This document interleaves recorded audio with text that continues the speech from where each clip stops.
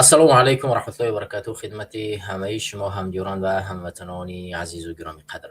من شادم که امروز در کنار شما عزیزان و بزرگان قرار دارم و میخواهم که به مناسبت یک ساله فعالیت سازمان جوانان برای احیای تاجیکستان یک گزارش برای شما بدهم و الا برای این نه تنها یک گزارش است بلکه فکرهای خود را نیز در مورد یک سال فعالیت بیان بدارم و از شما فکر و سوال و جواب در همین موضوع انتظار خواهم داشت که ما بتوانیم یک سالی از فعالیت هایی که در سال 2025 پیش آمد و چه برنامه ها عملی نگشت و چه برنامه عملی گشت و چرا چون این مشکلات هایی به میان آمد که چندین برنامه ها نتوانستن عملی خود را یعنی جامعه عمل بپوشند و کوشش میکنیم که این چند لحظه ای که با هم هستیم در همین موضوع صحبت کنیم.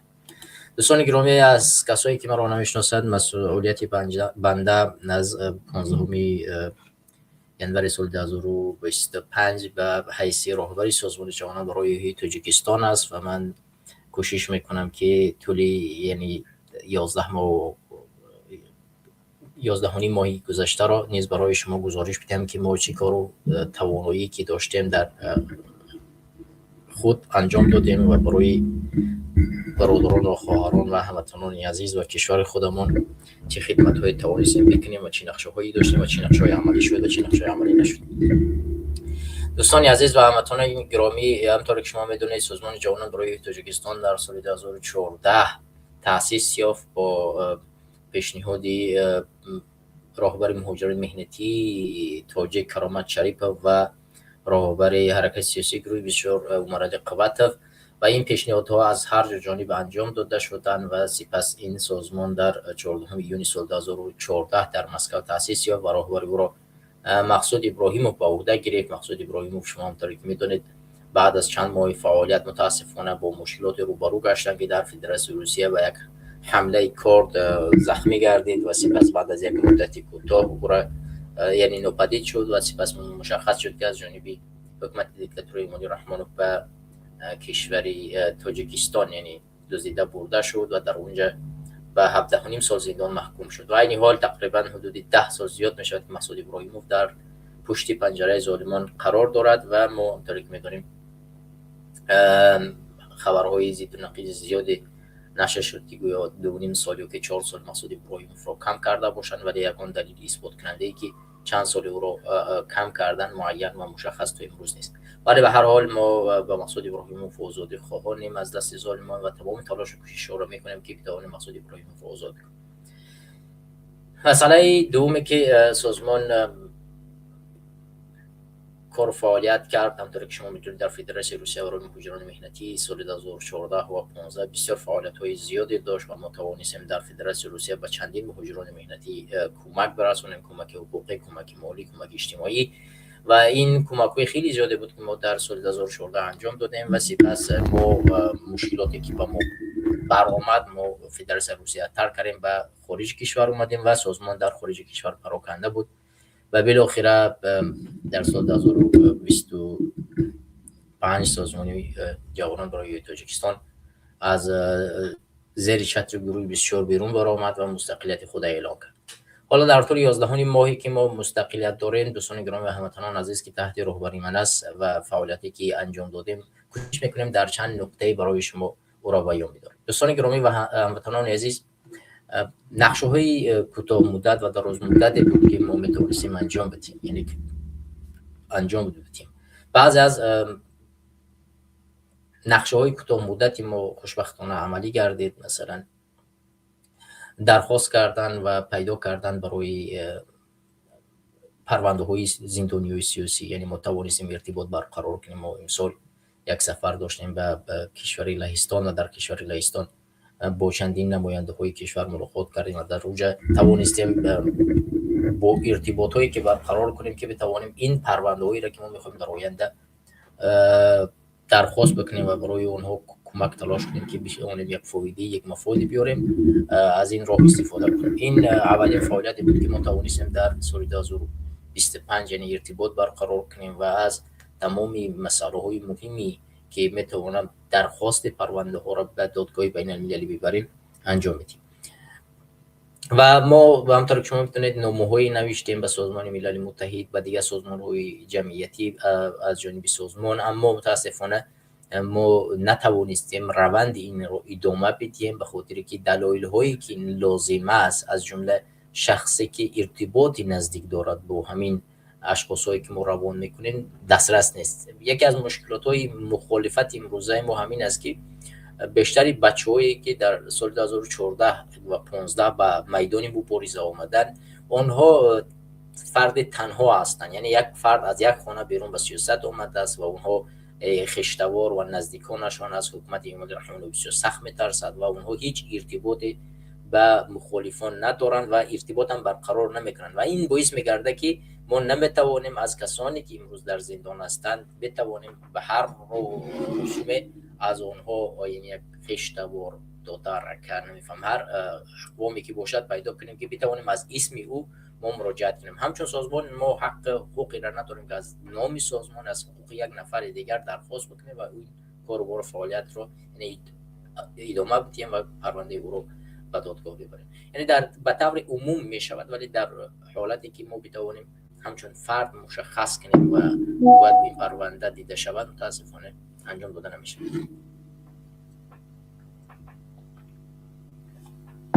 خب دوستان گرامی و هموطنان عزیز، این مسئله هایی بود که من میخوام در این موضوع صحبت کنم. ببینید دوستان گرامی و هموطنان عزیز، ما در طول یک سال اخیر در سازمان جوانان برای تاجیکستان زیاد برنامه ها و بخش اطلاعات زیاد کار کردیم. در سامانه مجازی زیاد تیمی ما یعنی کار فعالیت میکرد. هر هفته برنامه قدرت و حقیقت گذرانیده میشد و علاوه بر این نوارهای کوتاهی در سامانه‌های مجازی پخش کرده میشد. ما در سامانه یا در وبسایت خودمون زیاد مقاله‌های گوناگونی برای حقوق انسان، برای آزادی بیان، برای کمک حقوقی شهروندان جمهوری تاجیکستان نشر کردیم و هزارها کارهای دیگه که اونها در بخش اطلاعات بسیار بسیار برای جامعه ما مفید بودن. حالا مسئله دیگری که ما پشتی پرده کار کردیم که این رو ما آشکار نمی‌کنیم، ولی در عموم اون چیزی که در ظاهر می شود بیان داشت این است که ما در سال 2025 توانستیم از نام سازمان جوانان برای تاجیکستان از پناهنده‌های سیاسی که در خارج کشور هستند، هر کسی که به ما مراجعت کرد ما توانستیم برای او مکتوبی بدهیم، برای او کمک برسانیم و علاوه بر اینه که ما با مکتوب‌های خود کمک کنیم، بلکه توانستیم به اونها یک ارتباطی را برقرار بکنیم که از مسئله ارتباط با اونها نیرو بدیم، به اونها حرف بدیم، فکر بدیم، پیشنهاد کنیم که کدام مسئله برای بخطری اونها در اروپا و در هر کشور دیگه که درخواست پناهندگی میکنن برایشان مهم است. ما توانستیم در بریتانیای کبیر به چندین نفر کمک برسانیم، در آلمان و در لهستان ما با چندین نفرهایی که به ما مراجعت کردن ما کمک رساندیم. همونطوری که اگر شما برنامه‌های ما را تماشا کرده باشید، در حالتی که ما مستفید شدیم، یکی از مسائلی که من بیان داشتم این بود که هر شهروندی که در شهروند تاجیکستانی که در جانش در تاجیکستان در خطر است و در اروپا یا هر کشور دیگری قرار دارد میتواند به ما مراجعت کند و ما همچون سازمان از دیدگاه حقوقی میتوانیم برای او مشورتی بی پول بدهیم و علاوه بر این اگر از دید اسنادی اگر ما بتوانیم برای او هر کمکی بکنیم، کمکی دریغ نمی‌داریم و او را انجام میدیم.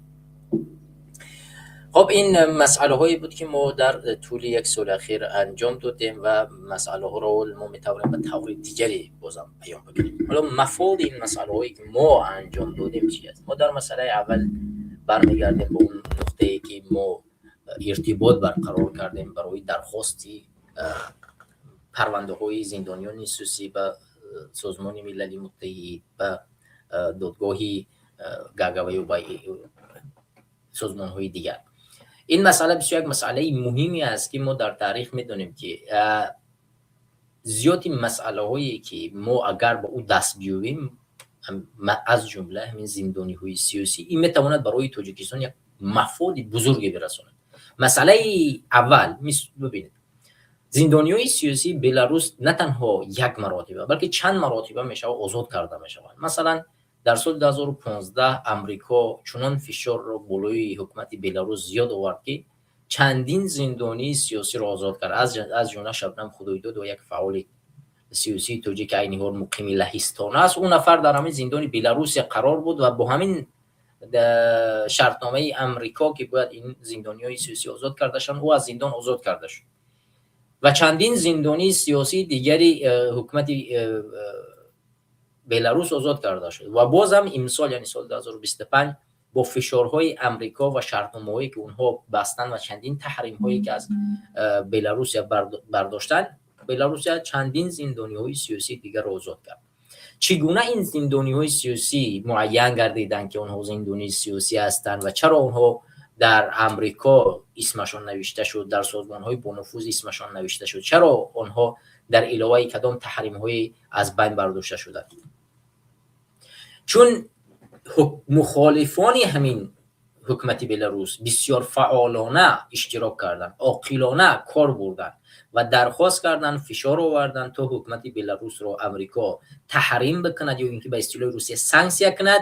بعد از این سانکسی ها با چیکار کند؟ بیاین و از طریق همین فشارها یعنی تحریم ها را بردارن، بگن اگر شما بخواهید زندانیای سیاسی را آزاد کنید ما تحریم ها را میگیریم.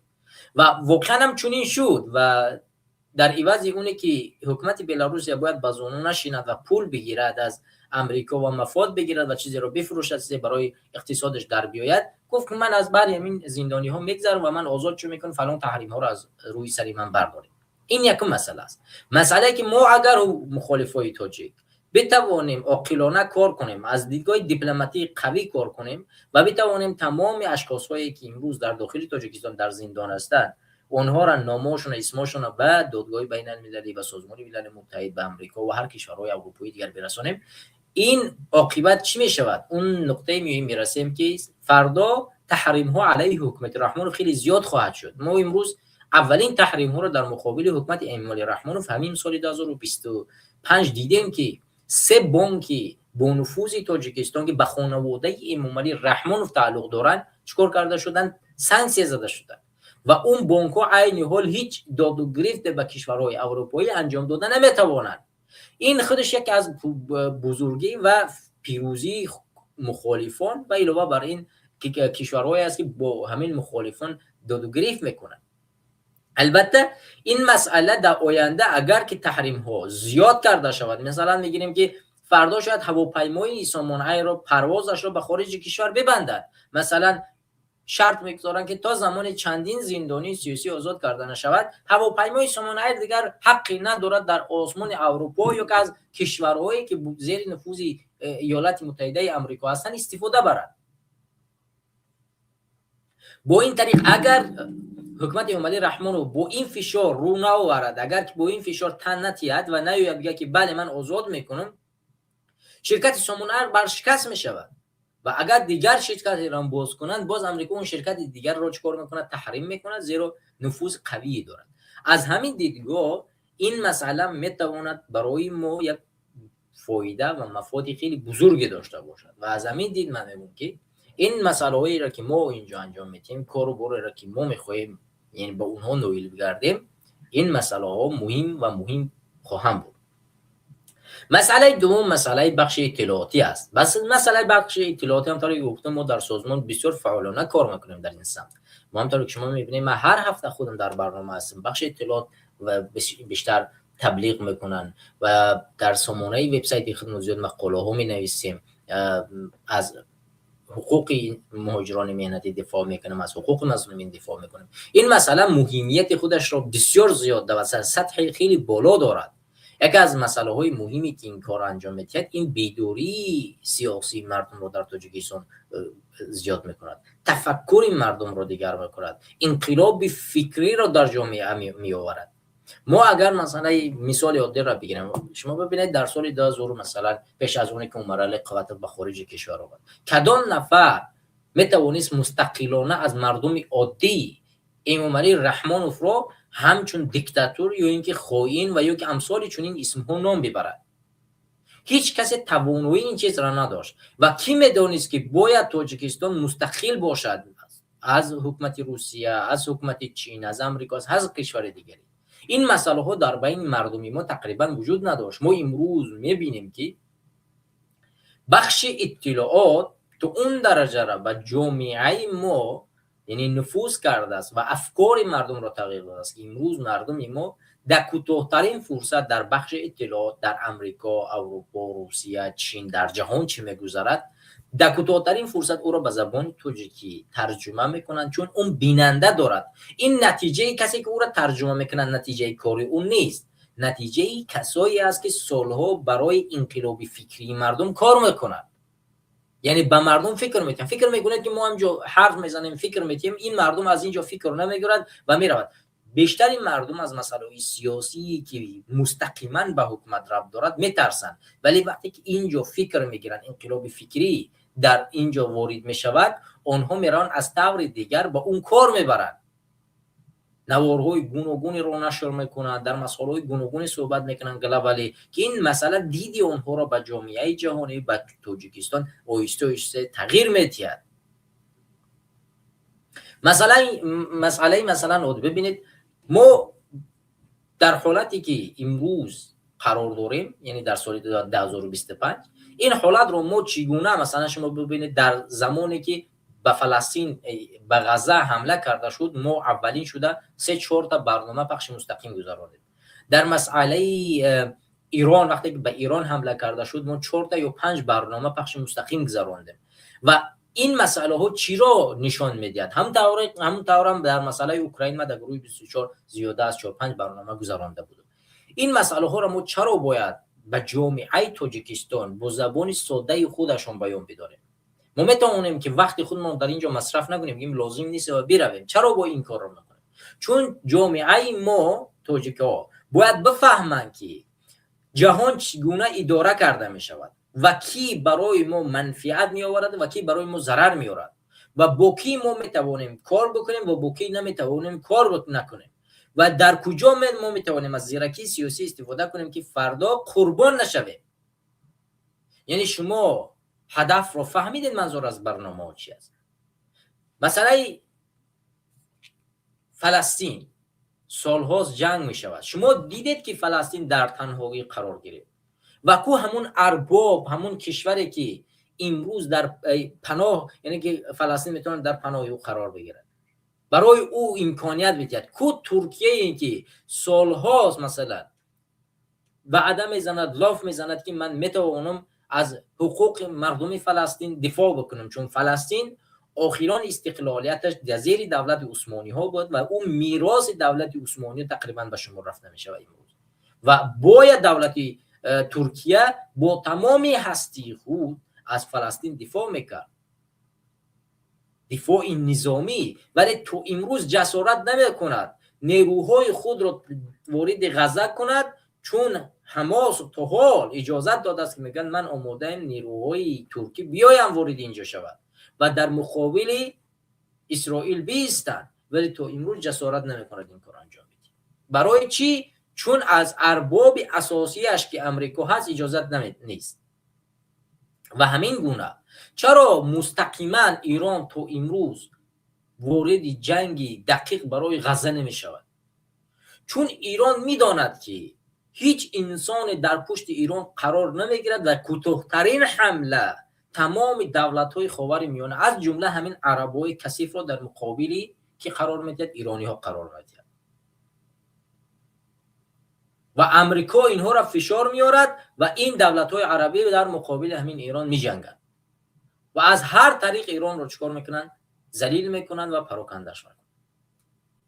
حالا بگردیم به دولت‌های عربی. چرا دولت‌های عربی این کارا رو میکنن؟ چون دولت‌های عربی زیر دست امریکا هستند و هر حرفی که ارباب خودشون در امریکا میزنند اونها با این کار میکنن. همین گونه روسیه، یکی از دولت‌های ابرقدرت جهان، امروز با تمام هستش در مقابل اوکراین میجنگد و میخواهد سرزمین اوکراین را چیکار کنه؟ غصب کنه، بگیره. امریکا از طریق چیکار دارد؟ با پشت پرده خیلی کمی اوکراین رو کمک میکند که بتواند علیه روسیه بجنگد، ولی توانایی ندارد، نمیتواند. و از این طریق در سوریه، در تمام بخش از ونزوئلا اون طرف، دولت روسیه کوشش میکنه که دخالت بکنه. این دخالت ها برای چی است؟ چرا نمیتوانند به یک کشور کمک برسونن؟ مثلا مردم سوریه خیست میخواست انقلاب بکنه. کی این انقلاب را خراب کرد؟ امریکایی‌ها داعش را تشکیل کردند. روسیه با تمام نیرو به ایران وارد سوریه شد و سوریه را به خاک یکسان کردند. امروز سوریه ها اگر 10 سال 20 سال دیگه بزنن دوباره دولت را به سازی ساخته نمیتوانند. حالا اینجا ما چرا این مسئله ها را بیان می‌داریم؟ چون دولت های ابوالقدرت منفعت می‌طلبند. تو زمانی که گردن پیش اونها خم نکردی هیچ وقت تو دولت داری کرده در این کشورها نمیتونی در روی زمین. پس وقتی که ما این حرفا را میزنیم، ما وقتی که به سر قدرت آمدیم یا هر حکومت دیگری به سر قدرت آمد، ملت و مردم باید آگاه باشند و از زیرکی سیاسی خود استفاده کنند و حکومت را اجازه ندهند که زیر نفوذ دیگر را قرار بگیرد. اگر ملت حکومت را به دست بگیرد و هر انسانی را که انتخاب کرد او بیاید اگر زیر فشار کسی دیگر کدام حکومت دیگری قرار بگیرد، اگر باز او را انقلاب کند، دولت‌های ابوالقدرت در اینجا دیگر چیکار میکنند؟ دست و پاشون بریده میشود. فکر کنید در قرقیزستان امروزه هر روسیه هم قدر تلاش میکند که بیاید یک کلان یا یک نفر رو دیکتاتور ساخته در همین قرقیزستان همسایه نگاه بدارد، مردمش یک زمستان میان میگیرن تغییرش میدن. همین اکامبویف که 7 سال پرزیدنت شد، وقتی ولادیمیر پوتین گفت تو باید بمانی نروی، گفت اینجا قرقیزستان است، اینجا نمیشود مان، حاضر میمونی فردا انقلابت میکنن. و به علاوه همین شاگرد خودش رو با مشورت روسیه در جایش گذاشت. میخواست از این طریق که شاگردش حکومت رو اداره کند، ولی شاگردش خواست مستقل بشود و بعد از 3 سال دیدیم که این جونی بیگ رو چیکار کردن؟ قرقیزها انقلاب کردن. به خاطر چی؟ چون پارلمانش همش تقلب گشت، انتخابات پارلمانیش مردم این رو نپذیرفتن. پس برای همین مسئله هایی را که ما اینجا در مسئله اطلاعات کار میکنیم این مسئله هست. مسئله دیگرش درد رنج مردم رو به یکدیگر بیان کردن است که ما بدانیم که دردهای ما تاجیکستانی ها پیوست است. اگر امروز یک همسایه من درداش فردا در من اون درد میگذرد. اگر همسایه من امروز مواد غذایی دسترس نداشت فردا به من میاد اما کم بیزاعتی میرسد. این طور نیست که کم بیزاعتی فقط در یک خانواده باقی بماند. همین مردم ایران داراترین مردم در آسیای مرکزی تقریبا 50-60 سال پیش بودند. دولت‌های عربی کوشش میکردن به ایران بیان در ایران زندگی کنند. وقتی که پادشاه ایران رضا شاه خواست یک تجمع بزرگ را انجام بده، همین پرزیدنت ها یا که همین پادشاه های عربستان سعودی را در یک ماشین بارکش بارکر گرفت آورد. یعنی دارایی مردم ایران خیلی زیاد بود و عین حال همین دارایی مردم در کجاست؟ چون ایرانی ها فکر نکردن که امروز همسایه من کم بغل است، باید از فکر همسایم باشم وگرنه فردا همین کم بیزاعتی به من میان میرسد، حکومت دستش فردا به من دراز میشود و این کارا نکردن. و کار به اونجا اومده رسیده است که امروز در ایران چنین گرسنگی زیاد اومده است که مردم اصلا به معاش نمیتوانند یک هفته زندگی کنند. اگه در تاجیکستان بدتر است ولی به هر حال باز بدتر و بدتر میشه. همین سال امام علی رحمانوف اعلان کرد که باید معاش حد اکثری بالا برده شود. حالا این فرمان عملی نگردیده در کوتاه‌ترین فرصت 20% برق در تاجیکستان گران شد. عملی نگردیده همین فرمان 20% برق گران شد. با اویل‌های کم بضاعتی که تو امروز برق هم دسترس براشون نمیتید، فراوان نمیتید، چگونه مردم میتواند استادگی کند و زندگی کند؟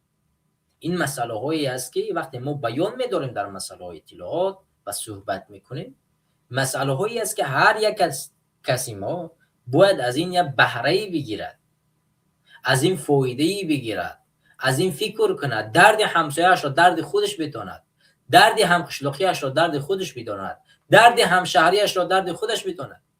امروز فرزند یک عده از مردم توانایی درس خواندن دارن، یا شما میدونید که مردم دیگر در دهات و کوهستان و کوهسارا چیکار میکنن؟ یا باید فقط فرزند شهردار یا که شهرنشین باید درس بخواند. من در سوئد 5 سال زندگی کردم. و یکی از جالبترین چیزهایی که در شویتسیا برای من مهم بود و جالب بود این بود که فرقی نمیکرد در کدام منطقه کشور کار نمیکنی معاش یک معاش بود. تو میروی در پشت کوه کار میکنی، تو میروی مثلا در پایتخت کار میکنی، تو میروی در یک دهات کار میکنی، در همه جا معاش یک معاش است. ساعت کاری $15 تا همون $15 در جای کار نکنی نمیگیری. اما خانه ها در دهات ها ارزان است. کسی که در دهات کار میکند پولدارتر از چی از کسی که در شهر کار میکند. چرا؟ چون در شهر در خانه نرخش گرانتر است. پس مردم همه شهرشین نمیشوند. این فایده دارد که مردم در دهات نیز کار فعالیت میکنند، مواد خام بیشتری تولید میکنند و مردم همه به شهر نمیدوند بروند. فهمیدین دوستان گرامی؟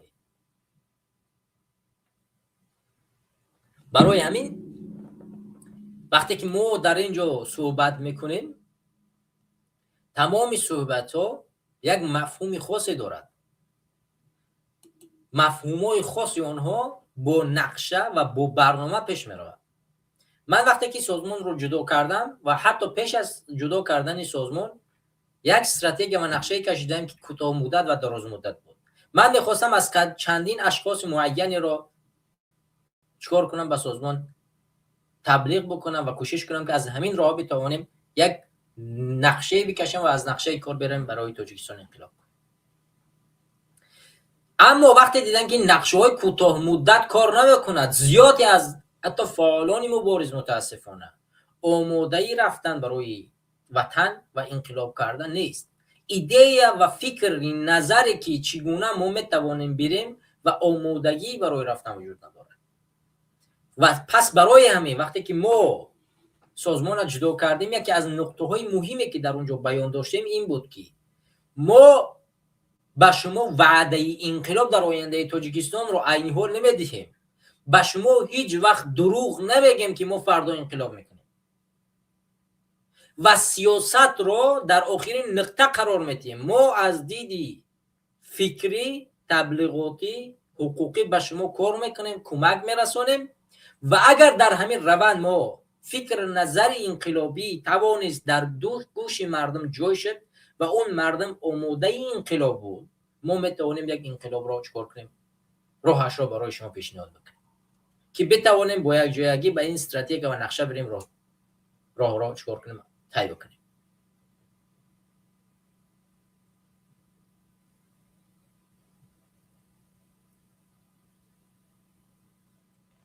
ما در یک سال فعالیت وبسایت سازمان جوانان بسیار فعالانه کار کرد، تو عین حال فعالانه کار میکند. متاسفانه در روند سال توانستن یک مرتبه شکست بدن وبسایت ما رو، ولی خوشبختانه ما توانستیم دوباره برقرار بکنیم. سامانه یوتیوب ما هر هفته نوارهای گوناگون و بعضی حالتها همه روزه نوارهای گوناگون برای اطلاعات نشر کرده می شود. سامانه فیسبوک ما همه روزه فعالانه اشتراک کار میکند، پخش و نشر میکند و علاوه بر این بخش های یوتیوبی که ما در دیگر ساحه‌ها کار کرده شدیم اونها کار رو انجام میدن. بخش های فیسبوکی دیگه تبلیغ داریم که اونها انجام میدن. سامانه دیگری برای تبلیغات در مناطق های گوناگون باز کردیم که اونها مبارزه خود را پیش میبرن و ده ها راههای دیگری رو در نقشه داریم که بتوانیم از این طریق به مردم چور کنیم، نزدیک بشیم و مردم به ما نزدیک بشن و بتوانیم از این طریق مبارزه را ادامه بدیم و به اون نقطه اساسی که انقلاب است به تاجیکستان برسیم. حالا مسئله هایی که من بیان کردم، پس چرا ما در یک سال نتوانستیم موفق شیم؟ ما این سال موفق نشدیم، اگرچه بعضی از موفقیت های ما در آن است که ما توانستیم فکر خود رو بیان بداریم و اون که مردم گرفت نگرفت، یعنی ما فعال بودیم. یعنی این موفقیت ما هست که ما تلاش های خود رو کردیم، نقشه های خود رو پیشنهاد کردیم، نظر خود رو گفتیم، مبارزه رو بردیم پیش. آیا اینه که مردم قبول کرد نکرد این یک طرف، ولی برای ما موفقیت بوده تا اینکه ما توانستیم فعالانه مبارزه خود رو ادامه بدیم. خب جلب کادرها بعض حالات‌ها در سال 2025 رخ داد و خوشبختانه چندین نفرهای مهمی را ما توانستیم نزدیک کنیم، ولی به هر حال بازم تعدادی اشخاصی که باید به سازمان بپیوندند و از دید حقوقی با ما کار بکنند خیلی کم بود. باید این تعداد همه ساله زیاد شود. برای همین از تمام کسانی که در خارج هستند و میخواهند با ما کار کنند لطفاً بپیوندید به ما. تیم ما درش باز است و ما میتوانیم با شما کار کنیم، کمک برسونیم، شما با ما کمک برسونید، همین طریق مفاد باشیم برای این ملت. حالا بخشایی که ما کار کردیم، بخشا در تمام وسط موفق بودن. مثلا نشرهایی که ما در فیسبوک کردیم خواننده هاشون خیلی زیاد بود، چندین دیدی بیننده های بعض از برنامه خیلی زیاد است. اگر از چند متاسفانه یوتیوب ما کمی شکایت خورد و از این سبب مسئلهش کمی که خرابتر شد، بینندهش پایانتر رفت، ولی به هر حال باز هم سامانه های فیسبوک و سامانه خودمون در یعنی وبسایت ما بسیار فعالانه کار میکنن و هر هفته یا که هر ماه در هر سمت ما کوشش تلاش میکنیم که موادها را نشر کنیم و با فکری مردم کار کنیم تا فکری جدیدی را بتونیم و مردم جاری کنیم. حالا دوستان گرامی و هموطنان عزیز، چرا در بعض حالتها سوال اساسی که ما نتوانستیم موفق شیم؟ این یک از سوالهایی است که بسیار سوالهای سنگینی است که بعض از انسان‌ها درک نمی‌کنند که چرا در تاجیکستان ما تو امروز انقلاب کردن نمیتونیم، چرا بیننده ما 10,000 20,000 50,000 100,000 نمیشود، چرا ما به چنین موفقیت دست نمی‌یابیم. ببینید حالت‌های داره که مردم رو از کنار ما دور میزند. یکی از مسئله‌هایی که مردم رو از کنار مخالف دور میزند این ترس و هراس و فشار گسترده از جانب دیکتاتور امانی رحمانov است. حالا شاید سوال به میون بیاد که چرا در گذشته سال یعنی چنین فشارها بالا نمی اومد، مردم تماشابین بودن، بیننده بودن. دوستان گرامی، عین حال یوتیوب در فدراسیون روسیه کار نمیکنه، تنها توسط وی پی این کار میکنه. یعنی بیننده ما که همیشه از فدراسیون روسیه ما رو تماشا میکرد امروز تقریبا به آسانی ما رو تماشا کردن نمیتواند. پس از این دید یعنی ما نمیتوانیم جلب کنیم خوانندگان بینندگان رو از روسیه. در تاجیکستان شما میدونید که اینترنت بسیار سخت است، یعنی سوس کار میکند و مردم نمیتوانند وارد اینترنت شوند و یوتیوب و فیسبوک این رو آزاد تماشا کنند. این حال در تاجیکستان تیک تاک و اینستاگرام است، به همین اساس متاسفانه همه وارد برنامه شده نمیتونند. این مسئله یکم است. مسئله دوم چیست؟ مسئله دوم مسئله اونی است که ما شاید تو امروز نتوانستیم با پیشنهادهای جالب، فکرهای نو، برنامه‌های نو مردم را به خود جلب کنیم و شاید هم پراکندگی مخالفا باعث گردیده است که بعضی ها را چکار میکنند از کنار مخالفان دور میکنند. و مسئله دیگر هم میتواند دزدیدن مخالفان باشد که مخالفان برجسته و بزرگ مخالف یا کشته شدند یا اینکه بر راههای گوناگون دزدیده و تاجیکستان برده شد و این شاید باور و اعتماد بعضی از اشخاص را از راه مخالفت کم کرد. مسئله سوم چیست؟ مسئله سوم مسئله پیچیدگی جهان امروزه. همونطوری که من در بالا بیان کردم که پیچیدگی جهان امروزه، جنگ در غزه، جنگ در ایران، جنگ در تایوان، جنگ در اوکراین، همه اینها، جنگ در سودان، جنگ در سوریه، جنگ در افغانستان، همه اینها در سال 2025-24 چی نشان داد؟ نشان داد که جهان چنان پیچیده شده است که مردم میدانند که انقلاب‌هایی که امروز انجام داده می شود تقریبا مفاد برای جامعه ندارد اگر کل جامعه بیدار نباشد. یعنی یک انقلابی که امروز یک گروهک بیا انجام بده در یک کشور تقریبا فایده ندارد به مردم. چون از جانب دولت‌های ابوالقدرت اداره کرده می شود و از جانب آنها این انقلاب کرده می شود و این به مردم فایده ندارد. برای همین مردم در بیشتر حالت نگاه میکنند به همین وسط. وقتی که میبینند که مثلا در سوریه انقلاب شد، مردم آزاد گردیدن، اما پرزیدنت سوریه تمامی کسانی را که در مقابل مردم سوریه جنگیدن، مردم مظلوم سوریه را کشتن، از جانبی چی سوریه باشد چی امریکا باشد به این مردم ظلم کردن، از زندان آزاد میکنند. پس چی فکر میکنن مردم؟ میگن که نه این آزاد نیست. وقتی که میبینن که همون دولت در یک قالب دیگری به میان آمد،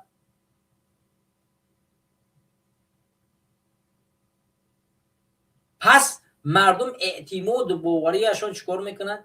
به همین حکومت ها، به همین انقلاب ها از بین میرود. یا اینکه انقلاب های بهار عرب، دولت هایی که انقلاب کردن تقریبا 80% به خرابی کشیده شد. امروز در داخلشون جنگ، یکدیگر کشی و خونریزی.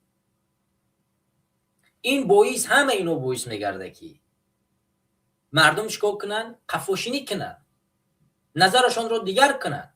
میبینن که امریکا امروز یه حرف میزنه ولی میره در آشکار در مقابل مردم غزه جنگ میکنن. مردمی که هیچی ندارن، نه خانه دارن، نه نان دارن، نه سلاح دارن، نه آب دارن، هیچی ندارن، باز به اسرائیل کمک میکنه که برای اون نفرا را بکش. خب مردم این را میبیند که این چیکار میکند؟ به مردم فشار میارد که مردم بترسن، هراس کنن و از راه مخالفت، مبارزه و انقلاب قفاشینی کنن. یعنی همه اینها باعث میگردد که ما نمیتوانیم با هم چیکار کنیم؟ در تاجیکستان متحد شیم و انقلاب بکنیم. یعنی سری راهی ما مبارزه و مخالفان مجاهدین را همین مسئله گرفته است. فکر نکنید که این مسئله برای ما تاثیر نمیگذارد. فکر نکنید که ما نمیخوایم انقلاب کنیم. ما بیزار شدیم از همین زندگی که این حال در خارج کشور داریم. ولی چرا نمیشود رفت؟ چون کمبود کادر، کمبود اشخاصی که میتوانند برای انقلاب کمک کنند باعث میگرده که همین انقلاب طولانی بکشه. چرا کمبود اشخاص است؟ نقطه‌ای را که در بالا ذکر کردم. مردم از ما چیکار کرده است؟ فاصله گرفته است. وگرنه امروز یک قدم قربان، یک رقاص دیگه در اون طرف اگر برایت 2 تا دیوانگی کند 20,000 نفر در اطراف همون جمع میشه. امروز یک عالم دین، یک متفکر دینی، یک دانشمند دینی و غیر دینی اگر برایت در یک جا دعوت کنه صحبت کنن 10,000 بیننده نمیگیرن. دلیر شریفوف یک برنامه یوتیوبی جالب به نام کتابخوان تشکیل کرده است و تمام این متفکرین دانشمندهای تاجیکستان را دعوت میکند و از آنها مصاحبه میگیرد. طول 4-5 سال میشود بعد از رهایی زندانش به این کار مشغول است. یک بار بدروید یوتیوب امون را تماشا کنید چقدر آبونشی دارد و چقدر تماشابین دارد. و بدروید همین 4 ساله یک رقاص تاجیک را تماشا کنید که یک رقاص تاجیک اگر 4 سال پیش آغاز کرده باشد امروز چقدر بیننده دارد و چقدر انسان‌ها را جلب می‌کند برای خودش. پس ما چگونه میتوانیم از انقلاب، از پیشرفت جامعه، از آینده دیگر، از آینده بهتر صحبت کنیم در آینده تاجیکستان؟ یعنی بیشتری نقشه‌های امروزه مخالف و مخصوصا سازمان ما عملی نمیگردد با سبب‌های چی؟ کمبود و فاصله بدن مردم از همین سازمان‌ها و حرکت‌های سیاسی. و اگر ما همین گونه ادامه بدیم و اگر مردم هم همین گونه ادامه بدهد، این راه به بنبست میرسد. به بنبست میرسد و مخالف هم خودش میاد به اون خلاصه میرسد که دیگر به من مردم نیاز ندارد. قفاشینی میکند و مردم همین گونه که در قابلجان 10 ساله را کشتن، همین گونه حالتها وضعیتها قرار میگیرن و هیچ راهبر و هیچ دلسوز و هیچ کارنمای در اینجا پیدا نمیشود که از حقوقی همین کودکان دفاع بکنه. پیدا نمیشود دیگر در جامعه ما و این امکان ندارد. برای همین ما باید تمام مسئله هایی را که میخواهیم در اون کار بکنیم اهمیت بدیم، کوشش تلاش بکنیم و با مردم باشیم. یعنی وقتی که یک مخالف میبراید حرف میزند او را باید کنار، یعنی تنها نگذاشت. من در اول سخنرانی هم گفتم که شما گوش کردید، تقریبا این 3 سال پیش بود. همین سخنرانی که من در اول نوارمودم 3 سال پیش بود. همین 3 سال پیش سخنرانی من در مسئله جنگ اوکراین، من نقطه های را ذکر کردم. آغاز جنگ اوکراین بود، 1 هفته گذشته بود یا 1.5 هفته گذشته بود. اینجوری شما همون سخنرانی بدرید بار دیگر گوش کنید. ما در همین مسئله آشکار بگیم مردم به این جنگ نروید. این جنگ ما مسلمانان، ما تاجیکستانیان، ما تاجیکان نیست. این نه برای ارزش ما است، نه برای خون ما است، نه برای مال ما است. این برای ما یگان فایده ای ندارد. نروید، خودکشی نکنید در اونجا. باز در اونجا ذکر کردم که از این روز مطمئن باشه که مغزشویی آغاز پیدا میکند. تمام تاجیک رو برای پاسپورت، برای نمیفهم از زندان آزاد شدن، برای ایسوس تهمت زده، اتهام زده، دروغ گفته، فشار برده، میبرن در اون جنگ میکشن. این تقریبا 3 سال پیش زده شد، ولی امروز هر روز یک مرده تاجیک برده میشوه، یک گوش شتوقه میبرن میگن فرزندتون مرد، سرش سوختگی میبرن میگن فرزندتون مرد. به خاطر چی اینا رو میکنن؟ چون شما با ما نیستید. اگر با ما میبودید، صحبت های 3 ساله پیش ما رو گوش میکردید، هیچ وقت به جنگ نمیرفتید. میدانستید که وضعیت وحیم است و این جنگ فایده به ما ندارد. این جنگ مثل سال 1945 نیست. این جنگ درون است. این جنگ تکنولوژی عصر 21 است. میره میزنن تیپید میشه. حتی کار به اون درجه است که یک بلاگر مشهور کل تاجیک در همونجا رفت، فشارش آوردن، زندانش کردن، 8 سال رفت در اونجا کشته شد.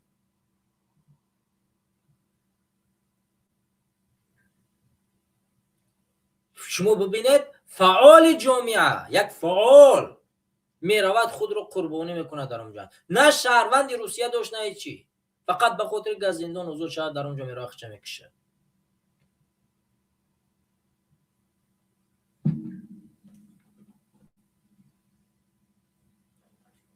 برای همین دوستان گرامی، هموطنان عزیز، در بعض از حالتها باید هر خیلی که باشد نباشد باید در بر مخالف بود. مخالف این آینه است.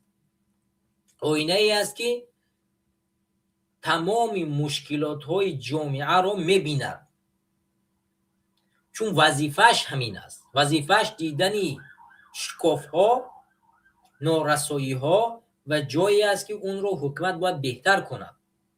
اون رو میبیند به جامعه میرساند. جامعه باید فکر مخالف رو بیشتر گوش کند از اونایی که در حکومت هستند. حکومت اون کار را انجام میدهد که مخالف پیشنهادش میکند. یعنی حکومت خودای خود بیشتر در دولت‌های پیشرفته مخالفا وقتی که پیشنهاد میکنن، حکومت از این استفاده میکنه، برنامه رو میگیرد، پیش میرود. امروزه حکومت باید برای مخالف مقام بتید، برای مخالف جا بتید، برای مخالف شکار کند، امکانیت فراهم بیارد که مخالف بتواند تنقید بکند. مثلا چرا در کشورهای پیشرفته رئیس شهر را باید انتخاب کرد؟ شما میدونید برای چی انتخابی رئیس یک شهر بزرگ وجود دارد؟ برای چی باید انتخابی باشد؟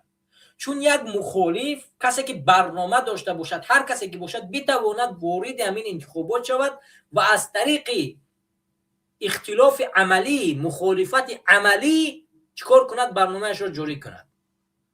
مثال میزنیم، مثلا در حکومت یک حزب دیگه است، حزب مخالف هم قدر حرف میزنند، مردم میگن تو فقط حرف میزنی. اگر رئیس شهرداری انتخابی باشد و نماینده همین مخالف بتواند فقط شهرداری را ببرد و اگر بتواند این شهر رو بسازد، این مطمئن باشد که آینده به پرزیدنتی و به پیشرفتی همین حزب چیکار میکند؟ میارن میرسونه. مثلا در ترکیه رجب طیب اردوغان چگونه مشهور گردید؟ این نفر مخالف حکومت بود.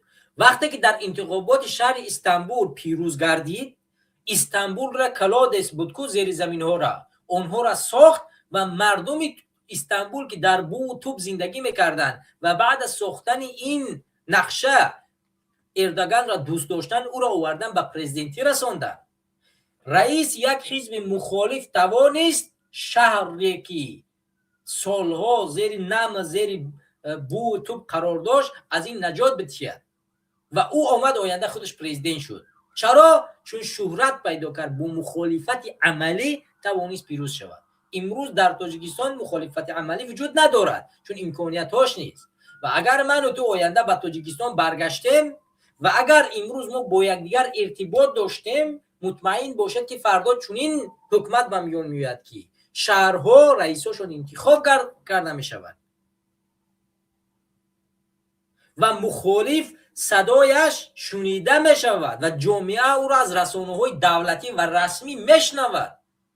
اگر صدای ما از سامانه‌های رسمی، از تلویزیون‌های دولتی نشر میشه 3 سال پیش که ای مردم توجیک با جنگ اوکراین نروید، این جنگ بین امریکا و روسیه است، برای شما هیچ فایده ندارد، نه جنگ اسلام است، نه جنگ هویت ملی تاجیکان است، نه جنگ برای آینده تاجیکستان است، نروید. اگر همین حرفا را میشنویدن نمیرفتن. یعنی مخالف اگر در حکومت بتواند از تلویزیون ها استفاده کند، بتواند رئیس یک شهر شود، بتواند در انتخابات در پارلمان باشد، آوازش شنیده شود، رسانه و رادیوی مستقل در تاجیکستان داشته باشد، او هیچ وقت اجازت نمیدهد که شهروندش برود در خارج کشور در جنگ‌های بیگانه کشته شود. شما فهمیدید مسئله هایی که میبخشید دست پای ما را میبنده چی است؟ نبودن ارتباط ازدیج با مردم. امروز مردم مخالف رو اهمیت نمیدهد، گوش نمیکنند. مثلا امروز بیننده ما 53 نفر است، همین متئوریست 53,000 باشه. امروز تاجیکستان اونقدر دسترسی به یعنی کم دسترسی داره به اینترنت. هر کس از کودکشون تا بزرگشون امروز در دستشون تلفن دارن. چرا دسترسی پیدا نمیکنن؟ چرا وارد اینترنت نمیشن؟ چرا ماها را گوش نمیکنن؟ چرا مفاد نمیخوان بگیرن، فایده بگیرن؟ فقط فایده از جانب کار پول به دست آوردن نیست. فایده همین است که سلامتیت رو حفظ میکنی. فایده این است که یک فکری سالم رو در سرت در جای اون فکری پوچ خام جای میکنی. فایده ای است. نمیره قربان شید در جنگ اوکراین، نمیره خودت رو بکشی.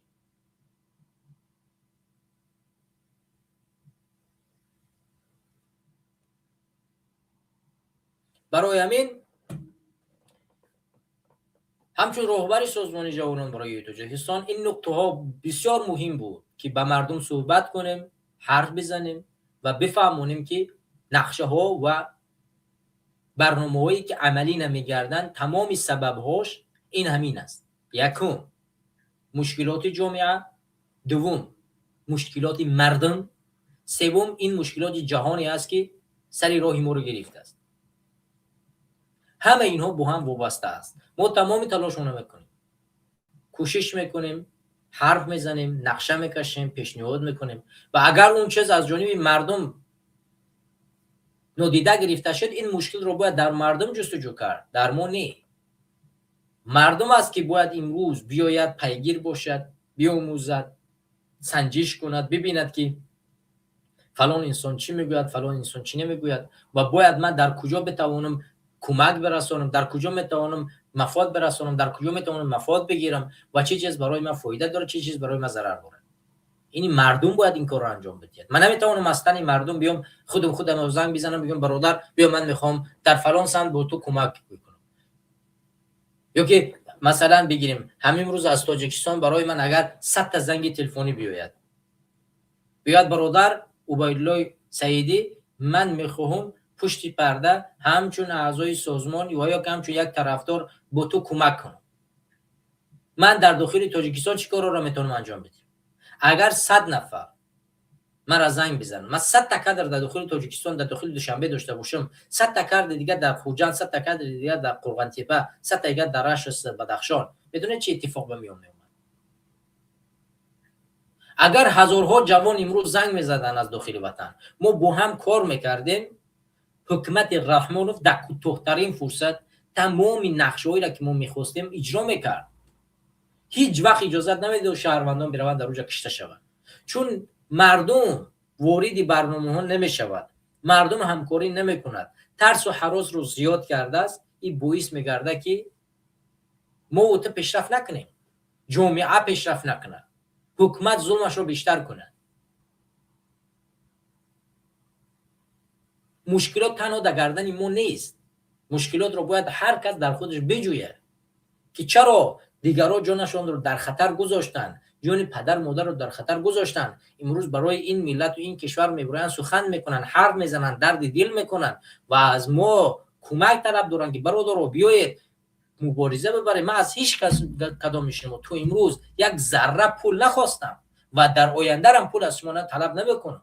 یک نفر رو پیدا کنید که بگه که عبیدالله سعیدی از او پول خواسته است، یک نفر رو پیدا کنید. من از شما هیچ وقت کمک مالی طلب نمیکنم، ولی بیایید با هم کار کنیم تا تاجیکستان رو تغییر بدیم. یک صحبتی مرحوم عمر علی قوتوف دیدم است که در سال 2014 که من آرزو دارم 100 تا مدیراتری که بتوانند بلبل بر این حرف بزنن و مردم دعوت کنن و مخیلی داشته باشن. آرزو دارم یک مخالف که 10,000 نفر را جای کار میداد در تاجیکستان، 10,000 نفر را وقتی که به مخالفت رو آورد به 100 نفر خوشحال میشد که 100 تا اراتر داشته باشن. این جای ننگش نیست، 10,000 نفر زیر دست همین معاش میگیره.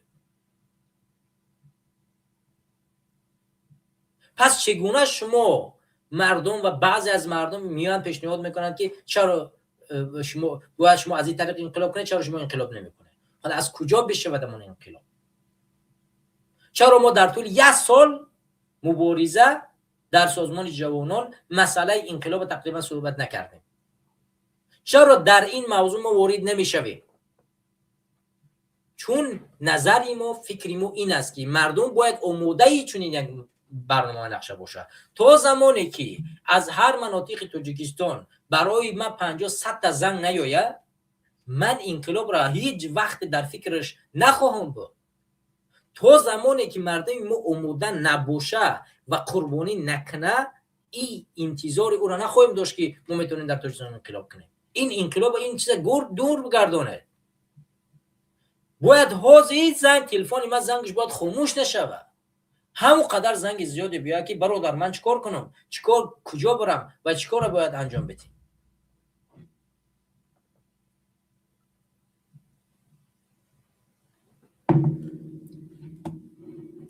برای همین برادران و خواهران عزیز، من امروز نخواستم وقت شما را قدر طولانی بگیرم. برای همین من عذر میپرسم که خیلی زیاد شد صحبت کردیم و تقریبا 1 ساعت میشه در بخش مستقیمیم. من همین قدر میتوانم دوستان عزیز برای شما بگیم که این راهی را که ما انتخاب کردیم راهی آسان نیست، هیچ وقت و هرگز.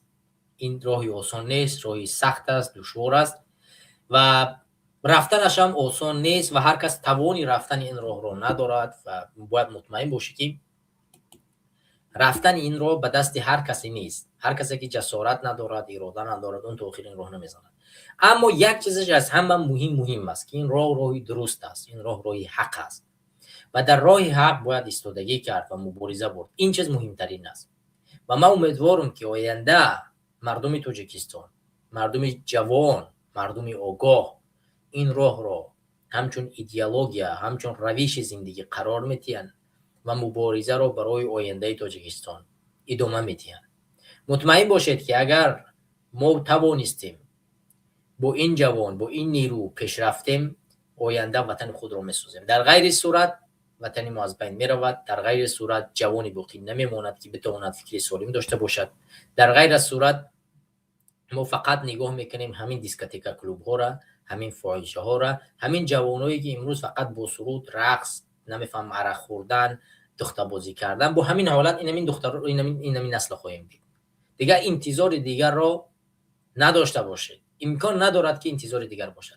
دیگر صحبت شما را طولانی نمیگیرم. با شما بودم عبیدالله سعیدی در گزارش سالانه سازمان جوانان برای تاجیکستان. و اگر دوستان سوال جوابی می داشتن وارد برنامه میشیدن ولی پیوست نشدن. حالا این یک گزارش کوتاهی بود که من در طول چند دقیقه پیشنهاد شما کردم و امیدوارم که بتوانیم در برنامه بعدی جالبتر و خوبتر برنامه را پیش ببریم و شما را دیگر وقتتون نمیگیرم. و آخر دعوانا ان الحمد لله رب العالمین.